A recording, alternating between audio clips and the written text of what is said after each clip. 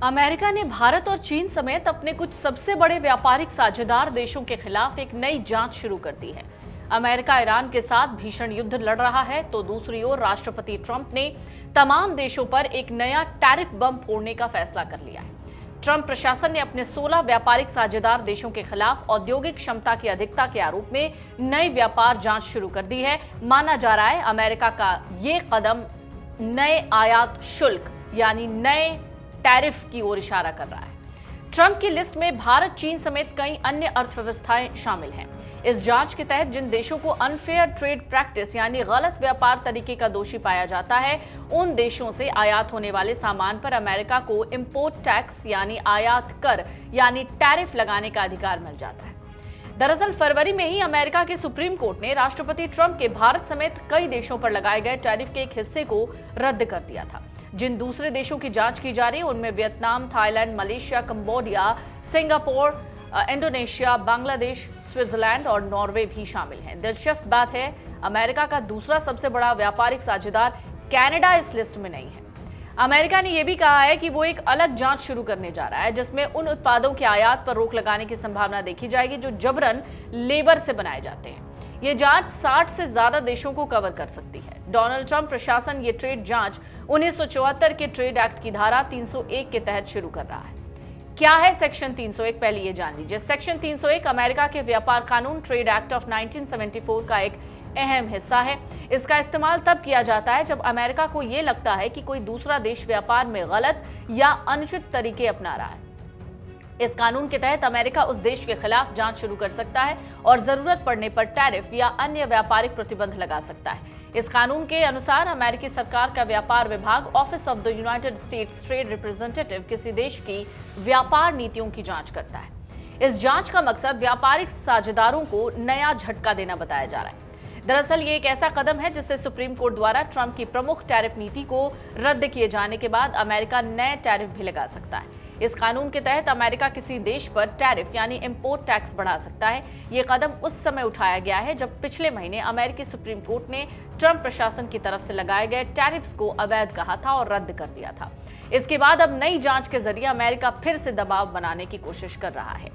Report कहती है Trump प्रशासन द्वारा शुरू की गई 2 अलग-अलग जांचों में से एक जांच में भारत, चीन समेत दूसरे प्रमुख व्यापारिक साझेदार देश हैं जिनके बीच अतिरिक्त औद्योगिक क्षमता की जांच होगी। मतलब ट्रंप को लगता है कि अमेरिका के कई बड़े व्यापारिक साझेदारों ने अपनी मैन्युफैक्चरिंग क्षमता जरूरत से ज्यादा बढ़ाई है, जो अमेरिका के लिए ठीक नहीं है। वहीं अमेरिका की दूसरी जांच जबरन लेबर का उपयोग करके कथित रूप से उत्पादित वस्तुओं पर केंद्रित होगी।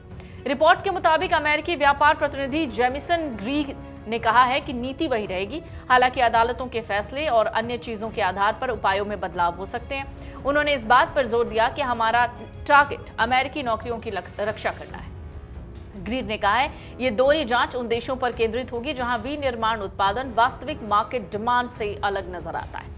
ट्रंप ने सुप्रीम कोर्ट में टैरिफ पर मिली हार के बाद भी कई ग्लोबल टैरिफ लगाने समेत कदम उठाए थे। अब अपने टैरिफ प्लान के तहत यह ऐलान किया है।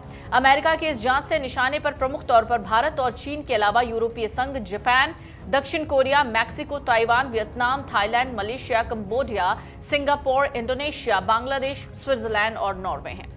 अमेरिकी व्यापार प्रतिनिधि ग्रीर ने कॉन्फ्रेंस कॉल के दौरान पत्रकारों से कहा कि यह जांच उन अर्थव्यवस्थाओं पर केंद्रित होगी जिनके बारे में हमारे पास पर्याप्त सबूत मौजूद हैं कि वो विभिन्न यानी अलग अलग मैन्युफैक्चरिंग सेक्टर्स में रचनात्मक अतिरिक्त क्षमता प्रदर्शित करती है, जैसे कि बड़े निरंतर व्यापार अधिशेष या फिर कम उपयोग की गई या अप्रयुक्त क्षमता के जरिए। उन्होंने ये भी कहा कि इस नई जांच से गर्मियों तक टैरिफ लगाने संबंधी उपायों का रास्ता भी निकल जाएगा, क्योंकि ट्रंप प्रशासन द्वारा बीते फरवरी महीने में लगाए गए अस्थायी ग्लोबल टैरिफ की डेडलाइन जुलाई में खत्म होने वाली है और इससे पहले जांच को पूरा करने की तैयारी है।